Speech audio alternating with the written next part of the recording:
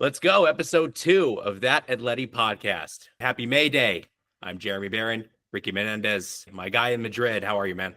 Hello, man. Nice to see you again. What an exciting episode we're coming off from. It was really exciting to see Danny and Nick spend some time with them, and they brought some really great stories.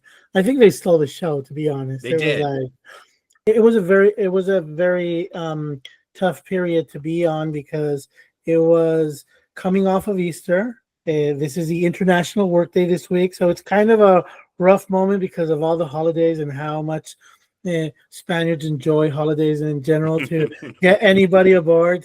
But little by little, we'll figure out ways of getting people to visit us and spend some time. And we've already got a few names lined up for the following week, so it'll be exciting to hear new voices and new stories and let them take over and enjoy all of the ways they live the Atleti experience. Couldn't agree more. And whether you're watching on YouTube, you're listening on Spotify, listening on Apple, you're not going to want to miss the episodes we have coming up. Exactly. Guests we have coming down the pipe. Very exciting times. I got a lot to talk to you about today, Ricky. We got a lot of things to get through. We've gotten this venture started. I'm getting into a new routine with doing the podcast and building this rapport and building this platform from the ground up. It's good to disconnect on occasion. So last night I went to see. Are you a big Star Wars fan? I'm a huge Star Wars fan, man. All right. So I live like 5 minutes from my local IMAX theater, and I went with a few friends last night to see Revenge of the Sith. Okay. 20th anniversary. And I hadn't seen it in probably 15 years. I watched all the Star Wars movies as a kid and as an adult with the newest trilogy. But man, it was good to see Revenge of the Sith again. What a picture. Let me tell you, I have an 18-year-old son, and he grew up with this movie. This is like his favorite all-time movie. We went to the movie theater to watch it in English. It's possible here to watch that movie in particular. They're only running it in English wherever they're showing it. And we went to this really cool 4DX movie theater. I don't know if you've seen them. They move around. It's like an amusement park. It's great. It's like a ride. And my son knew the entire dialogue of parts of the movie, and he would just he was like chanting the movie to me. Well, it was so cool. It was so cool. He's 18 and the movie's 20 years old, so just goes to show how it's a generational thing. He grew up watching Star Wars, and for him, that is a real first trilogy, not the original one that is the one I grew up with. Yeah. And I'm fine with that. That each has created their own Star Wars experience. This movie is about moving from the blue sabers to the red one. So you and me are all about the red and white. So that's right. So there's a little bit of Sith in us. We have to embrace that inner some Sith. Dark arts, knowledge of the dark side of the Force. That's exactly right, man. Yeah. We're the bad boys of La Liga, so yeah, it makes sense to root for the Sith. That's right. We got to embrace it. Exactly. Oh man, that's awesome. Did you catch I know this is a few days late, but did you catch the Copa del Rey final over the weekend? I did. I mean, I'm always kind of hesitant to watch Real Madrid play because I always want them to lose with all my heart. And I don't get my way that often. So even though it's against Barca, I still have a clear team that I want on the losing side. And it seemed like Barca was going to throw it all down the drain, and very excited for the end. Yeah. I think the final minutes are the defining moments of what Real Madrid has become. And it used to be like a very, very difficult sell to talk poorly about Real Madrid and their lack of sportsmanship. But I'm very, very happy that the mask have come off, and the entire world. I mean, in La Liga, there are already a few teams that are consistently suffering them, like Mallorca. We know about their quarrels with Villarreal, with Baena. The constant quarreling with Valencia or with Barcelona. Now it's Real Madrid. That's already a quarter of La Liga. I mean, there's 5 or 6 teams that are involved already. Every time they go to Europe, there's like teams complaining about them. So really happy for the outcome, especially from the disciplinary point of view of how it was very clear their lack of sportsmanship, and it was reminiscent to the end of the Champions League tie and that horrible behavior after the match of Rudiger, Vinicius Jr., that you have no expectations as a human being of ever doing the right thing. And so, yeah, I did watch the Copa del Rey final. I did enjoy that thoroughly, the end, but it was kind of difficult for Barcelona to pull it off. Happy they did. The prospect of Madrid going trophyless this season is kind of sustaining me. The idea that they add Kylian Mbappe to this core and they got even worse is just wow, chef kiss, music to my ears. Yes, it is. You mentioned Rudiger and the suspension that he was levied, 6 games by the disciplinary committee. Insufficient. It is insufficient. I agree. I was going to ask you for your thoughts on that. I think it is typical of the double standard that exists in Spain. I was watching on social media the coverage, ESPN, I think in their the American signal, they had Steve McManaman, who's a former Real Madrid player, Kay Murray, who used to work for Real Madrid Televisión, and the headline for the night was Real Madrid's behavior is just a disgrace, and McManaman was talking about how the players used to receive a handbook of how they had to be respectful with competing sides, how they had to treat referees, how they had to, and what Steve was saying is it seems like they've forgotten everything. This Florentino money and trophy driven team that is just a Goliath that wants nothing but a trophy at any cost has lost its way. And I'm really, really happy to be here to see it. And I hope it just gets worse. To see this downfall. If we can, start to call it that. I even root when they can't hold concerts. I don't know if you're aware of the concert situation in the center of Madrid. They have this huge chunk of stadium in the middle of Madrid, and of course there are a gazillion houses surrounding the stadium, and it's in a posh district too, the Chamartín district. Yeah, they go against every single sound limitation rule possible. The new reworking of the stadium amplifies the sound instead of dampening it. So they were slammed really hard during the Taylor Swift Eras Tour concert, and there's a very famous Spanish female singer called Aitana, and those two concerts and another singer called Manuel Carrasco, they created such a fuss. The neighbors created such a fuss about it that Real Madrid's license to hold concerts has been revoked. And all of those concerts, 100% of those concerts are going to Metropolitano. There is like a very open space for a festival called Mad Cool. Is held every summer. It used to be in Valdebebas. Now it's very close to the Getafe Stadium, right in the southern rim of Madrid.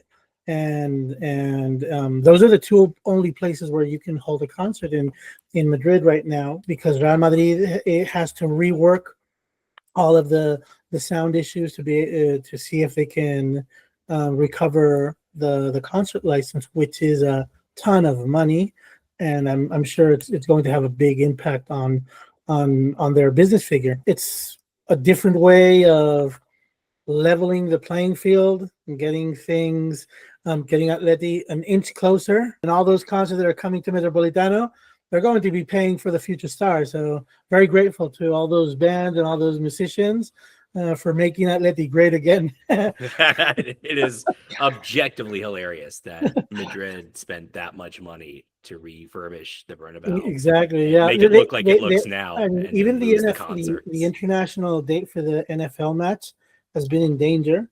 Yeah. And it's only been allowed because it's like a government-driven thing, that they want the NFL to land in Madrid. And Real Madrid always gets that favorable treatment.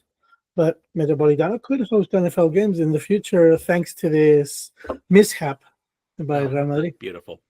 And as we're going to talk about in a little bit, Ricky, the maybe we can talk about sponsors. This is normally the side that people hate about these podcasts when we don't talk about football. But I think it really is football related because these are the operations that bring the big bucks that make it possible to land the names I want to see playing. Atletico has just signed the government of Rwanda, visit Rwanda for their training kit, and I mean, you have behind me this Air Riyadh sponsor, which is a main sponsor. Visit Rwanda is a third sponsor. It's There's just a stream of revenue that is coming towards Atlético Madrid. I'm not going to signify myself very much about the sponsors themselves because I think that probably Atlético should hold itself to a higher moral standard when choosing sponsors, but it's money. And at this point, I think that's what is setting Atleti in a different step from where it's been in the last seasons from the money perspective. And I think it's already going to be able to compete with some of the big names of the Premier League. Of course, it already is up there with the level of the second level of Bundesliga. I don't know. The statement that the front office of Atletico Madrid is pushing is we're already top 16, a top 16 club, thanks to Cholo's incredible performance with the club. When we were nothing 15 years ago, we were 100 and something. Mm-hmm. Right now, we want to consolidate a top 8 position. That means playing with the same tools and at the same level as Manchester City, PSG, Juventus, Inter de Milan, Real Madrid, and Barcelona, because those are the big names that are up there. Maybe Chelsea, Manchester United, who just pulled off a big upset at the moment that we're talking, and is extending this curse of the home stadiums for finals. Those home finals are not a good idea if you plan to play them. It doesn't seem to be the best idea. I'm thinking Atletico Madrid's 2010 Europa League final was at Hamburg. Hamburg got knocked off in the semifinals. Very, very similar to what is seemingly is going to happen to Atleti Bilbao.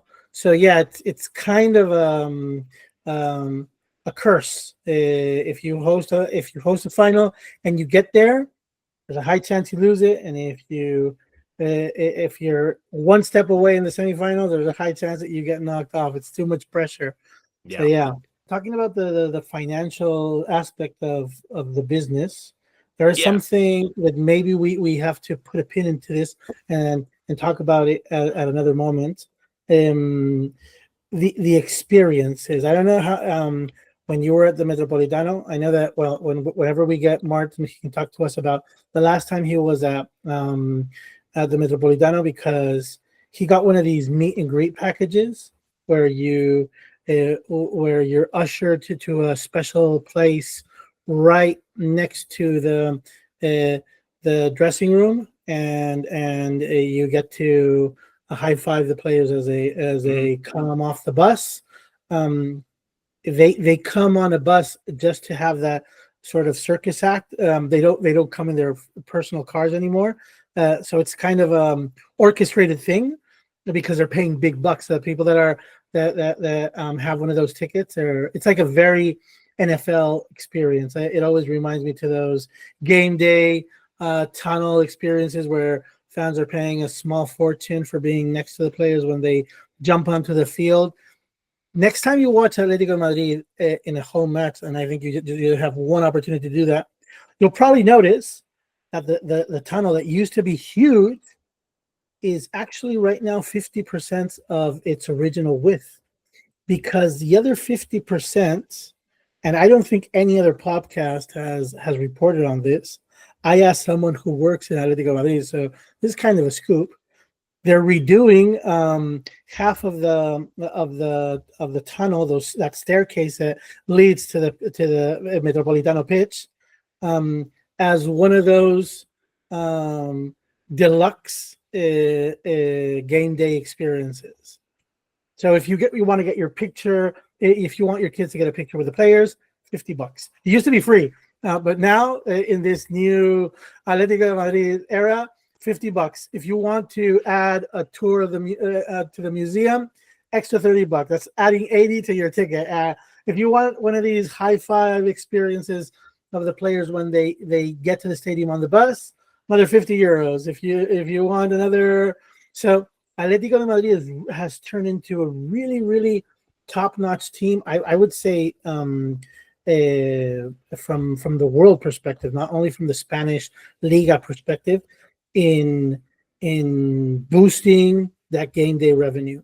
And that I think that is what's making a difference. Those small increases in revenue, the revenue stream that Atlético de Madrid used to not have. Whenever you saw tourists coming to Madrid, they would go to the Bernabeu tour, that you would see them in the stands of Bernabeu. Now, when you go to an Atlético match, you see a lot of tourists, a lot of one-day visitors, and mixed feelings here. On the one hand, great for the club, getting that extra money in, but on the other hand, it's that welcome to Wrexham, the feeling that I always root for. It's the team belongs to the people that have rooted for the team for their entire life, and there should be a predominant interest in keeping them happy, making it affordable to go to Metropolitano, and making it possible for them to have normal access to a game day experience that is satisfactory. I'm all for that premium deluxe experience, but I hope it's not what drives the future of the club. And you crowd out middle class fans. You're Exactly catering to tourists, to the upper class. You price them out. When I was at the Metropolitano last March to watch us defeat Inter, I was seated next to 3 American fans who were, it was kind of funny, very overwhelmed by all the noise. The stadium that night, we'll talk about this more in a future episode, but the stadium that night was extremely loud. And these Americans were, and I'm not criticizing them, not bashing them at all. This is part of the modern football experience, right? As this sport becomes more global, as it captures more attention, specifically in the States where I live, you see fans like this, they go on one-day tours. Like they were talking about going to the Bernabeu, I think the next day. That's crazy. They had already gone to Barcelona, I think. So they had the real experience and then the library experience. Do you remember I think it was a derby last season where the cameras panned to one Madridista just asleep on another one's shoulder? Yeah. Oh my God. It says it all about that stadium experience. And I mean, really before this Champions League heartbreak, the last one was in the Vicente Calderón. It was pouring that day. Oh, and when Atleti so romantic. It was. I mean, you can watch highlights of this on YouTube. What everybody came away with was how the people kept chanting, knowing that they were not going to go to the next round of the Champions League, and the Real Madrid fans were just worried about getting a poncho on to avoid the rain and just getting the windbreaker on in time before it kept on raining. And it was like that's what distinguishes the two fan bases. One is full of passion and the other one is full of it. Well, we have been talking about the future of the club, and we have been talking about some of the new sponsorship deals. One was just announced on Wednesday, Visit Rwanda. There's an article in Diario AS that was published today, Thursday, that I kind of want to read through these sponsorships, and we can maybe talk about them a little bit more. A really good breakdown from Jesus Colino at Diario AS, and this is translated by our pals at Atleti Universe, a great resource on Twitter and Instagram in the English language. So the agreement with Riyadh Air, which I can see on the blue and white shirt right behind you, is expected to bring in 250 to 300 million euros, with the contract running till 2033. The Riyadh sponsorship was extended from being a jersey sponsorship to also being a naming rights Yeah. sponsored for the stadium. And when you go to the stadium, they have this colossal sign that outdoes the old Wanda one or the old Civitas one, the previous naming rights sponsors. I'm gonna I'll leave a side comment there. I don't want to be too picky about the sponsors, but yeah, Riyadh seems to be very happy with the impact they're getting from the club, because they've gone from being only the jersey sponsor to upgrading to being the naming rights sponsor, and I think that brings, like, only the naming rights for the stadium an extra 10 million euros per season. Yeah, it's a much larger deal than the Wanda deal or the Civitas deal, which lasted for just 1 year. You have the Red Bull agreement, the Nike agreement, which we talked about on last week's show. Atletico are now in the top 3 in terms of earnings from the Nike kit sponsorship. You have the sports city that's being built. This is Miguel Angel Gil, the CEO. This is his pet project. This is the last major accomplishment that this is the lasting accomplishment that Heel wants before he cashes out. That sports complex is what has tilted the balance for Red Bull in picking Atlético Madrid over Barcelona as the representation they're going to have in football. That Red Bull has this capacity or this economic muscle power to buy clubs, and they do so in Austria and Germany. They've done it in Formula One. So in the air, now that Miguel Angel Gil is on his way out of the club, that stepping stone for Red Bull, I would put that I would put the attention of the casual listener there, because that is a potential bidder for the future ownership of the club. Hopefully not changing the name, because that would majorly suck. That would be upsetting. Like Red Bull Atletico, that would be. If they respect the legacy of the club, I think it would be possible for Red Bull to be one of those bidders. I've been saying Air Riyadh all night long, but it's actually Riyadh Air. It's the other way around. My apologies for that. We talked about the Nike sponsorship, which is huge. Mao has been sustaining Atlético Madrid for decades. It's a good beer. Not only with good beer, but also with good cash. I don't know if you know this, but when Atlético Madrid was, they were very, very cash strapped when they were selling Vicente Calderón, and the Vicente Calderón town planning operation is actually called Calderón Mao operation, because the initial factor of Mao was in the same space. So they sold the space together in a joint operation. Mao and Atlético Madrid sold it, and Atlético Madrid was so cash strapped, and they had Mao as a sponsor, that they asked Mao if they could get all of the money that they were going to get paid by the city hall in advance from Mao. And the weird thing is that Mao said, yes, we're going to give you all that money so you can continue building the Metropolitano Stadium. So the Metropolitano Stadium was built on the shoulders of Mao beer. So every Atletico fan should have Mao as their beer of reference for this, among other reasons. Yeah, I mean, when I'm in Spain, that's what I drink. Exactly, yes. Although Cruz Campo is also a bit of a guilty pleasure. Cruz Campo is terrible, man. I always have this conversation with everybody. It's the most undrinkable beer I know, and it's very connected to Sevilla. So there's always this dispute between Mao being like there are like 3 big beers in Spain. Estrella Galicia, Mao. San Miguel is the one that is very famous abroad, but it belongs to Mao. And Cruz Campo in Andalusia. Wherever you go in Andalusia, you can only get Cruz Campo. So it's a good reason not to drink. I mean, whenever I visit Andalusia, I turn to wine. We're just gonna strike that. I said that from the record. Yeah, just gonna delete that. You're gonna get your Atleti season ticket holder revoked.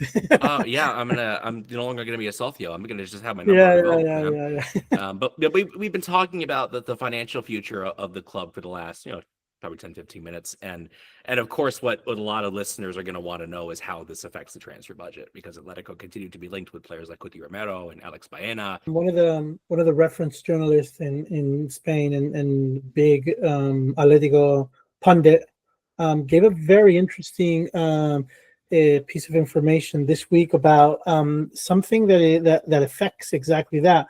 This stream of income that is probably going to bump in several percentage points Atletico's budget is going to have a direct impact on the salary because one of the things that Atletico Madrid fans have always held against Miguel Ángel Gil and the ownership is the amount of money that was going to the pockets of the owners and how Miguel Ángel Gil and Enrique Cerezo were rising on the Forbes magazine ranking of wealthiest people in Spain, and how that wasn't translating into signings. It was basically, and I think that Danny spoke about that, or Nick, it was basically one man in, one man out kind of policy, where if I sold a player, I would replace him with another name, try to get some economic benefit in the transaction, but it wasn't about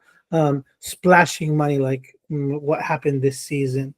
One of the things that Rubén Urias said is that there's a new rule that is going to be enforced. There are 3 new rules that are going to be enforced next season, and they all have an impact on the financial fair play. And La Liga is going to apply them because they're going to be UEFA-wide restrictions. The first one is what all of this business talk is going to have an impact on. The minimum salary of the players, the money spent on player salaries, has to be at least 25% of the total business figure for the club annually. So if Atlético Madrid has a 400 euro business figure, so I hope it has one around there. There has to be at least, I don't know if it's 25 or a little bit more, percent devoted to the salary. The second one is a little bit what we saw with João Felix, and you shared with me a really interesting story about João Felix. When João Felix signed for Atlético Madrid, he signed like an initial 6-year contract. Every time he's been on loan, they've been extending that. So there's always like a 6-year window until his entire contract was sold to Chelsea. That is not going to be possible anymore. Players cannot sign for more than 5 years with a club, and that's a way of trying not to dilute the money and have like a lot of dead money pushed down the road to the far future, and create a problem for the day after tomorrow's me. It's like, okay, teams have to be responsible, and whatever they're able to sign, they have to be able to pay it off and get it off their books in 5 seasons. And that's going to be the cap, and it's going to destroy the economy of teams like Chelsea, for example, which is used to signing 8-9 year deals. And I think that Real Madrid also has that situation of signing 8 and 9 year deals. That is an interesting thing. And the other one is that some teams that are always constrained in the last minute. We saw what happened in La Liga with Dani Olmo in Barcelona. Atlético Madrid has had some of those constraints when trying to sign a player. The salary limit being over that cap. If a player is going to be allowed to be signed for a shorter period for 2 years, even when the second year exceeds that money cap problem, as long as the team fixes it for the second season. So there's going to be a lot of operations. We're used to seeing 6-year contracts signed. Starting this summer, we're going to see a lot of players signing for 2 years. That's going to be because of this consequence, which is going to rock the world of football, I think, because many players always start to negotiate with another team on their last year of contract. So I think we're going to start to see a lot more player movements and shorter tenures of players in teams, especially the ones that are represented by agents who really are interested in pushing this constant movement of the player from one team to the next. That Jorge Mendes with Falcao or other players has always been interested in this new deal every 1 or 2 years. And I think we're going to start to see a lot of that again. Joao Felix, we talked about him briefly. He gave an interview to an Italian paper, La Gazzetta, and he talked about joining Milan, where, unsurprisingly, he has been a failure. I don't think he scored or assisted a goal yet there. Most expensive signing in Atletico's history, though, did not mention Atletico as one of the big elite clubs. When he was asked about the important clubs that he's played for, he mentioned Milan, where he's on loan from Chelsea. He mentioned Barcelona, where he played last year, and he mentioned Real Madrid, not Atletico Madrid, Real Madrid. Yet another indication of who Joao is as a person. You can talk about who he is as a player and how he spectacularly flopped at Atletico for the money paid and for the expectations and hype assigned to him. Just that petulant attitude, he continues to express it and demonstrate it in public, in interviews. He hasn't learned, Ricky, and this is why his career has gone the way it has gone. In my estimation, this is one of the reasons why Diego Simeone dropped one of his best quotes ever when asked about Joao Felix during the World Cup in 2022, when he said, "Time is the greatest architect of reality."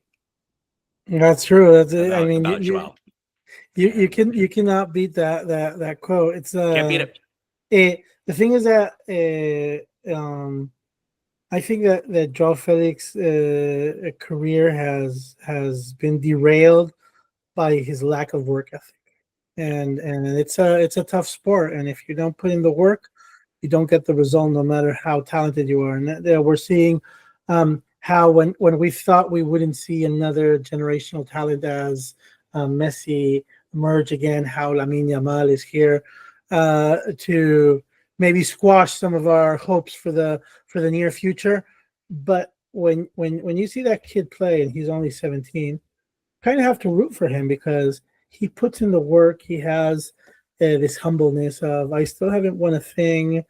I want to get there. And when you hear Joao Felix, it's all about this entitled attitude and how he already had a lot of disdain for Atlético when he said that his dream was to move to Barcelona, to play for Barcelona. Before, when he was on loan at Chelsea, he started to talk about very positively about wanting to play for Real Madrid. He's been doing this his entire career, and I think it's only fair that he's been part of the corral of Jorge Mendes players, because he's going to keep tumbling from one team to the next until he lands in the Arab League or some other league where money is a driving force and not football talent. And I think it's only fair that he has done this to himself. I think it's just karma what's happening with Joao Felix. It's sad. And on a human level, it's sad. When I was at the Metropolitano last year, because after the Inter game, we played Barca, and I went to that game as well. Our fans were burning his jersey on his plaque. They were burning his shirt. They were taking lighters to his shirt. There was this older gentleman who was like dancing around it and hollering and screaming. I would never burn an Atleti jersey, and from that point of view, I can never condone something like that, even if it has. It was extreme. Yeah, it was, and I've seen things like that. How much vitriol there is toward him, and how much there has been for a long time. Only Courtois has a worse position in the black history of Atlético Madrid. It used to be when I was a kid growing up, Hugo Sanchez was the most hated player because he was like a top scorer for Atlético Madrid, and then he signed for Real Madrid. And he was like very, very adamant to celebrate every time he scored a goal against Atlético Madrid. He was a very good player, so there were quite a few times where he scored against Atlético Madrid. But I mean, that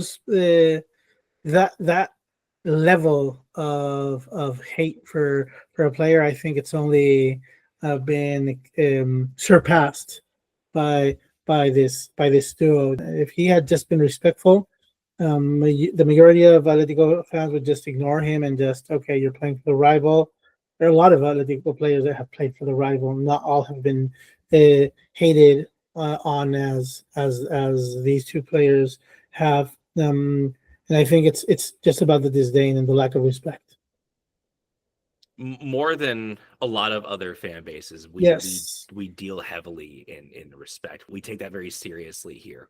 Well, because we're constantly faced with a situation of Real Madrid fans and the media being disrespectful with Atletico Madrid and framing Atletico Madrid fans as something they're not, and accusing them of not being in favor of fair play or being or pulling off dirty tricks, and I think that attitude that the media and many fans have created against Atletico Madrid has had the reaction of Real Madrid fans and Atletico Madrid fans, creating the biggest divide between fan bases that has ever been seen in Spanish football. They talk a lot about Sevilla and Betis. I don't think it's even close to the rivalry, the level of rivalry that Real Madrid has with Atletico Madrid.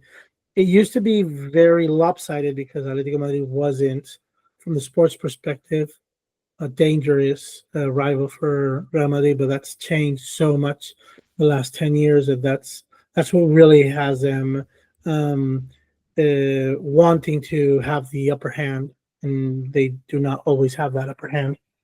And so many of the people who are Simeone skeptics, right? A lot of the Cholo out people, a lot of the people who say, maybe it's time for Cholo to step aside. He's been there a long time. It's a lot of those people are Madridistas. A lot of those and a lot of people that just listen to Madridista press, and it used to be a thing that you got a lot of writers writing for Real Madrid in the old days in the traditional media, but now you see that the whole media has an editorial line of favoring Real Madrid and to absolute crazy extremes. And one of the failures of Spanish sports journalism has having had this lack of capacity to remain objective, how they've completely sold out to the vision that Florentino Perez has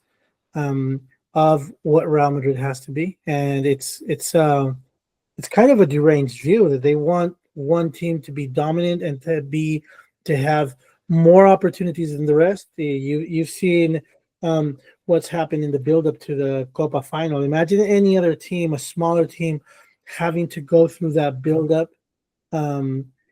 I think only Atletico Madrid and Barcelona can manage that pressure nowadays, because they have their Atletico has this this very, very proud underdog attitude whenever they visit Atletico, they visit Real Madrid, or Real Madrid comes to their home. Of, you're not going to get an easy win here, and you may get bad news at the end of tonight. And that kind of attitude that Real Madrid was just not expecting in recent years. They just want the victories to be handed in them in the silver platter. To have the media follow the same line. I mean, we live in polarizing times and polarized times, but being sports polarized, I mean, this is something that is surreal to a new level. The way that the press is in general completely following the Real Madrid agenda, and it's something that I think from the foreign press point of view is just seen with disbelief. They're shocked to see how the press have such a tendency to report favorably for Real Madrid. I mean, let's remember, Bellingham got a red card, got 0 game suspension for that red card, and only him, right? Mbappé a week before almost broke a kid's leg, and he got a 1 game suspension for that. Rudiger got a 6 game suspension. I mean, it does seem to affect the course of events of this media pressure that builds up, and this team pressure that Real Madrid generates, and it creates a sentiment of being the resistance, being the hope. We were Sith at the beginning of the podcast. Now we're the Rebel Alliance in this part of the podcast. Well, and to that point, Ricky, that was one of the major factors that drew me to Atletico de Madrid in the first place, way back in 2012, 2013. The rebellious attitude. The rebellious attitude, the underdog attitude. This is a country, not just a league, but a country that is sportingly, economically, politically dominated by these two entities, Real Madrid and Barcelona. And here is Atletico disrupting that order, disrupting the duopoly, disrupting this hierarchy and this established order that so many believe is natural. And this is a good segue into the first segment of many on this podcast, I hope. Historic matches, historic games, very important games in Atletico's history, certainly recent history. One of the games, perhaps the game that turned the tide, at least for me, that revealed to me just how special it is to support this club and to cover this club was the 2013 Copa del Rey final. Ricky, you were at that game. You were at the Bernabeu, and just talk me through that night. Talk to me about what it was like, what you experienced, and how monumental. I was at that game, and it brings a lot of memories because it was my first final as covering it as a member of the press corps, and it was very exciting to reach that final, especially in a season where Atlético Madrid was starting to develop into the team that would go on to win La Liga the following season. It was the beginning of a story, but it was also a continuation of all of the hope that Simeone had brought to the club. As a Europa League trophy and as a Super Cup trophy. That next season was very exciting to see because it was starting to break tendencies that had been part of the news for the last, I think it was 15 or 16 years that Atlético de Madrid had gone without being able to defeat. There was a stint in Segunda in the middle of that, but there was a terrible stint of years where Atlético Madrid was absolutely unable to beat Real Madrid, and to be able to win this final that from the very beginning was scheduled to be played at Santiago Bernabéu, to be able to live that atmosphere before the match. I don't know if you've ever been to the Bernabéu area, but Bernabéu area is in the financial uptown of Madrid. It's in the north of Madrid, and there's like this enormous avenue called Castellana Avenue, and the way that the police normally separates the fan bases is when Atlético Madrid played in Vicente Calderón, the Real Madrid fans would go from Plaza Mayor all the way down to the stadium. They would like carry them in a sort of police parade. It wasn't a parade, but I mean the fans were parading, but it was kind of a tense situation. When it was the other way around, Atlético de Madrid fans started in Plaza Castilla, which is like 1.5 kilometers, and they would walk down in a sort of demonstration style, surrounded by the police cars. And just that operation, if the Copa del Rey final was I think it was an 8:30 kickoff, the fans started to leave Plaza Castilla at around 6:30. So it was 2 hours prior to the match. They were walked down, escorted down the Castellana Avenue. Just that image of thousands of people. Normally, Atlético de Madrid gets 2,000, 3,000 tickets for the Copa del Rey final. For that match, because it was a final and the tickets were in the hands of the federation, both teams got half of the stadium, and I think that made all the difference because it was Atlético Madrid had 40,000 people in the stadium. Something we I think you've only seen in a Real Madrid Atlético Madrid match in the Champions League finals. That level of equality between the teams in terms of number of bodies, but the sound was just outrageously lopsided on the Atlético de Madrid side. that could only bring good news, and Atletico Madrid was going to steamroll through the game, but Cristiano Ronaldo scored a goal in minute 13. Yep. So all of that build-up that we were hoping for, from the point of view of Real Madrid fans, were these guys thought they were something else with Cholo Simeone. Now they have the reality check of playing against the formidable Real Madrid at the Bernabeu, and they're going to get a lesson and a proper tossing, and they're going to this is let me read you the starting lineup for Real Madrid. It was, the defense was not very formidable. It was Cien Albiol, Sergio Ramos, and Contrao. But you had a midfield with Kedira, Xabi Alonso, Ozil, and Modric, and up front you had Cristiano Ronaldo and Benzema. It was the prime years of Cristiano Ronaldo, the prime years of Benzema. You had players coming on like Higuaín, like Di Maria from the bench, and on the Atletico side, you didn't have that same firepower in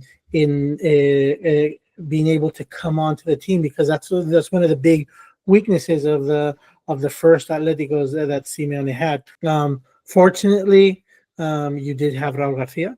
And Raúl García was one of the players that came on during the extra time. Adrián also came on, and Loved Adrián.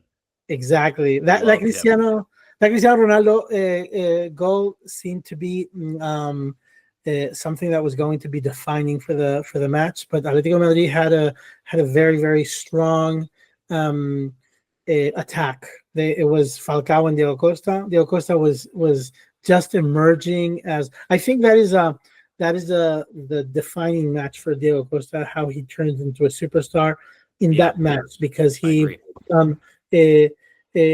first was involved in some of the first occasions, and he scored a goal with a Falcao assist that it was absolutely amazing on a solid run. And that took the game to a draw from the minute when Diego Costa scored, which was minute 34, if I'm not mistaken, all the way to the end of the match, and they had to play overtime. And in that overtime, the atmosphere was Real Madrid is going to pull it off. They're going to do it again. They're going to break the Atletico's hearts in the very last minute. There were red cards on both sides. The Ronaldo red card was hilarious. The Ronaldo red card, and Gavi was also. It was Gavi, Gavi also got sent off during that match. In the 100th minute, Miranda scored the famous Mirandazo, and there are several things that I think are iconic from this match. The Mirandazo, that header that absolutely stunned Real Madrid fans, because it was on the side where the Real Madrid fans were, where he scored. If you ever have the opportunity to listen to Paulo Futre as a commentator on Televisión Española, he was fired after that match because he celebrated the goal with all his heart. And he's been asked about this multiple times, if he thinks that he was fired because of how enthusiastic he was celebrating the goal. He only answers, totally worth it. Totally worth it. It was worth getting fired for that celebration. But it was like Futre, 100%. And the famous Peña that Nick was talking about in the previous episode, the 17 de Mayo Peña, owes its name to the 17th of May of 2013, when Atlético Madrid raised the Copa Trophy against Real Madrid. So it all has this this aura of being like very, very significant for Real Madrid, for Atlético Madrid. Real Madrid held such a grudge against Atlético Madrid celebrating this title so much, because they were like, it's only a Copa del Rey. I don't know how you can celebrate so much. All of this typical disdain that when Real Madrid won the Champions League in that illegal goal that shouldn't have been allowed by Sergio Ramos in Yep. the 93rd minute because there was a foul of Bale over Juanfran. Yep. That goal was Real Madrid's way of taking revenge on Atlético Madrid for all of the celebrating they had during an entire year, and that's why they decided to name their stand Minuto 93, and it's just because they're terrible winners and they're the sorest of losers, and being able to always have this victory in their home stadium is something that no matter how much they wash, no matter how much they repanel that stadium, is always going to be there to rub in. I've got some mementos from that night. Yeah, if you're This is watching on the YouTube a, feed, you can see his press pass. You can see Ricky's press yeah, pass. this is if they're seeing, this is a press pass of that night. I was I've been a good friend of Cholo Simeone's press officer of that time for a very long time, Pepe Pasquez, and there was a phone call that Pepe Pasquez was doing right after the match, and he was making some phone calls to the family, but he was Simeone's press officer. He was talking to a young kid that was past his bedtime, trying to watch the game, sneaking into the kitchen to watch it on the television.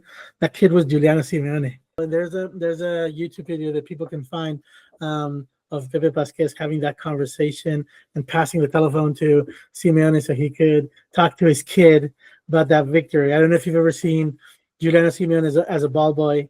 Yeah, I have. Celebrating with his dad. On In that the Copa occasion, del that's Rey another one. in 2015. Yeah, he was even younger at Yeah. that time, and he was getting the phone call before he was sent off to bed because he was way past his bedtime, and he was trying to find out if his dad and his Atleti had won the Copa del Rey, and I think it ties into this beautiful story that you shared with me earlier about Griezmann and this kid that showed up to the Majadahonda training facility. Maybe you want to talk about it. Yeah, and we'll talk about Giuliano as well in just a minute. But there's this kid named Danny. He's probably 6 or 7 years old, right? This aired on La Sexta yesterday. I found it on the El Chiriguito account, and this kid named Danny is wearing a Griezmann number 8 shirt. He gets his ball signed by Jose Jimenez. Conor Gallagher signs it. Nahuel Molina signs it, and then up comes Griezmann. Griezmann is driving out of the practice facility, and Griezmann signs the ball. The kid is very excited to meet Antoine Griezmann. I mean, who wouldn't be? Griezmann is an idol here for a lot of younger fans, especially. But Griezmann then goes the extra mile. He opens his car door, puts the kid in the passenger seat, and says, "How would you like to see the dressing room? How would you like to go to the dressing room?" And it's just this little kid emerges from the dressing room with a signed Giuliano Simeone shirt, signed boots, and a lifetime of memories. And that's what makes Antoine Griezmann the person and the professional special, but also what makes this club special, that communion between the club, the players, the fans, that it is not easily replicated anywhere else. And it ties into what we were talking about earlier. We can never lose that communion, man. We can never, ever lose that. I want to That is congratulate what makes Belen special. Sanchez. She's a reporter from La Sexta. Yes. She's been covering Atlético Madrid for over a decade now, and she's a great reporter for having that eye also to spot where the story was, that human story that it makes you have to not give up on Griezmann and say, yeah, he'll be back. Maybe not for 30 nights a year, but maybe he's still gonna give us 15 great nights. He still can. How many seasons he can, and I know he has it in his heart to win a big trophy with Atletico Madrid, and I really hope that he's more fortunate that Fernando Torres that was only limited to one Europa League and couldn't have a longer stint and a better experience. But yeah, it was a very, very heartwarming story and very, very worth mentioning. The other thing I wanted to mention was that fantastic a page that people can read in El Anfiteatro, the Unión de Peñas magazine, that Signed by Ruben Uria. We've already been talking about him today. Maybe we can wrap up with something like that. Ruben Uria had an article. Let me see if I can look for the exact title, because it's like so funny and so so original. It's an article that this is a monthly magazine that the Unión de Peñas that publishes, and they ask some of the most renowned Atlético Madrid reporters and pundits, and also writers and celebrities and people surrounding the club that to write a longer, a more extended piece, like a slow read kind of piece. And Ruben Uria asked for an entire page to write a piece called "Reasons Why Atlético Madrid Should Leave." Why Simeone should leave Atlético Madrid, and it's an entire blank page, and I think that's it's worth printing it out and having it on your wall, because it's a reminder of all the things that, I mean, you can never see a case where less tells you more about what the Simeone means to Atlético Madrid and the importance. I brought my little Cholito figure. Oh yeah, if you're watching on YouTube, Yeah, you can see this. It's like it's going to be like our mascot, official mascot of the podcast. We have an official mascot, and How yeah, I think it's a good way of wrapping up the podcast, having like this collection of nice stories surrounding the club. That's beautiful, man. We do have just a very small matter of a game this weekend on Saturday. Oh, yes, we do. We haven't talked about the game. That's in over an hour. We get an hour into the show and we forget the main topic of interest. Well, Atletico are 3 points away from officially clinching a place in next season's Champions League. But Alavés has not been a very fun place for Atletico to play in recent years. We lost there last year with Giuliano, who was on loan at Alavés last season, playing particularly well in Alavés' 2-0 victory. One player that I'm going to be keeping an eye on this weekend is Santiago Mourinho, Ricky. Alavés center back on loan from Atletico, having a very interesting season. He played very well against Real Madrid a few rounds ago in a 1-0 home loss for Alavés. Uruguayan, has some steel, has some resolve, can play as a center back and as a right back. Good ball carrier, very good defensive metrics, but this will be a tricky game. We usually don't play all that well at Alavés, except for that really weird 4-0 win there back in 2019. Every Atlético Madrid pundit I've spoken to, and I've spoken to a few, are very convinced that Santiago Mourinho is going to come back to Atlético Madrid next season. He's going to be an Atlético Madrid squad player. So we can expect to get help from him in the upcoming match, because that's the expectation. I mean, if you want to get your return ticket, you have to really put Atlético Madrid into through a hard time if you get the opportunity to play against them. It's the expectation, the same way as you were saying that Giuliano Simeone was a star in the last match, and in a certain way was an eye opener for many Atletico fans, like saying, hey, maybe he's not just a nepo baby, maybe he's the real deal, and he really is, need man. this kid back. I can see. I regardless of whether Hanko Atlético Madrid does is able to sign Hanko in their second attempt, and regardless of whether Cuti Romero is back, I think that Atlético Madrid's deep restructuring is going to be in the defensive line. So I would think there's space for those three signings, especially because Atlético Madrid has a re-signing fee that is lower to the value of the player, and it just makes sense to bring Santiago Mourinho back. About the match itself, I agree with you that it's not the easiest place to visit, but I hope we don't have the bad news like we had in the last season. We don't have a bad visit there, but I can remember quite a few defeats in Mendizorroza. It's a complicated stadium to play for Atlético de Madrid. You know that there are some places where some teams always struggle. For Atlético de Madrid, there's a few teams and Alavés is one of those teams. It's a small place. The coach is constantly hearing a mouthful from the spectators right behind him. For Simeone loves those kinds of atmospheres. By the way, he loves to have the fans booing at him from only 3 meters away. But for the players, it's one of the places where they find it more difficult to get the job done. And I'm looking at the stats. Out of the last 5 visits, Atletico Madrid has only won one of the matches.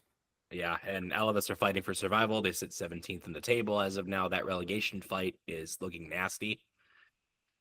You've eyed the leader down. We already know that, but Valencia have just gotten out of that scrap. Girona now find themselves in that scrap, which is insane to me. I think that's a little bit of the Champions League aftermath. So a lot of teams get distracted when they get a ticket to play European football. I think it's going to be a huge distractor next year for so many teams from La Liga. It's going to be a weird year to play the competition because there's a lot of teams that are going to have to divide their strength in two fronts when they're not used to doing that. And no matter how important La Liga is, they keep feeling this appeal playing an international match, sometimes against teams they could only dream of playing against. And they get blinded by the lights. Situations that Girona is going through, and Sevilla is also struggling there. Leganés has gotten itself into a deep mess, and there's like 5 or 6 teams that are there in the fight for survival that the bottom of La Liga is turning into. Las Palmas, we already played against them. We saw how desperation mode can really be a problem for the teams that are facing teams in a desperate panic situation. And let's hope we see the version of Atlético Madrid that we came to expect in the last month, and not the version that we saw in Las Palmas, because that would not be acceptable for Atlético Madrid to let go at the end of the competition. And I think that some of these players are playing for not only for this season, but to see their future on the club. So I would say it's an important match for the players to earn their spot and earn the respect from their fan base. Well, win, lose, or draw, we will be here next week to talk about it. We will be back next week for episode 3. I'm Jeremy. That's Ricky. We'll see you all then.